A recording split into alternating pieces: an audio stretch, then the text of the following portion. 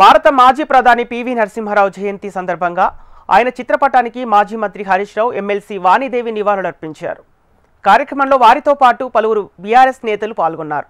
నిజమైన భారతరత్న పివి అని జైళ్ల శాఖ నుంచి మంత్రిగా పివి ప్రస్థానం ప్రారంభించారని ఎమ్మెల్సీ వాణి పేర్కొన్నారు.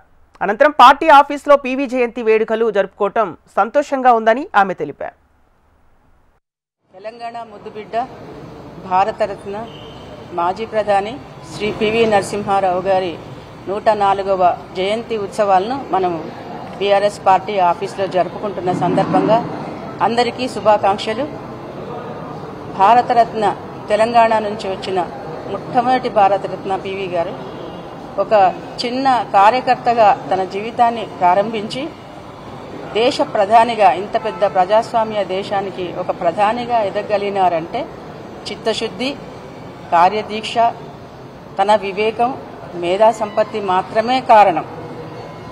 చాలామంది ఏమనుకుంటారంటే చాలా కులబలము, ధనబలము, ఇంకా ఏమో కావాలనుకుంటారు. కానీ పివి గారు ప్రూవ్ చేసినారు, చిత్తశుద్ధి ఉంటే, ప్రజాసేవ చేయాలి అనే ఒక దీక్ష ఉంటే ఎక్కడి నుంచైనా ఎక్కడి దాకానన్నా పోవచ్చు.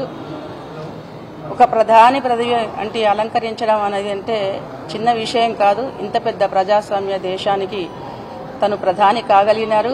అందులో భారతరత్న, ఇప్పటిదాకా భారతరత్నాలు ఒక 54 మాత్రమే, 54వ వారు పివి గారు.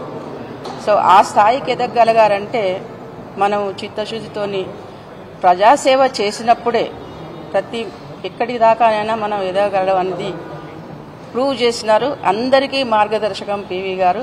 స్పెషల్లీ తెలంగాణ ప్రజలకు అందరికీ, మన రాష్ట్రం నుంచి పుట్టిన మహానుభావుడు. ఇక్కడి నుంచి మొట్టమొదటి, ఇప్పటిదాకానైతే ఎవరికి ఇంకా భారతరత్న రాలేదు కదా, నిజమైన భారతరత్న పివి గారు.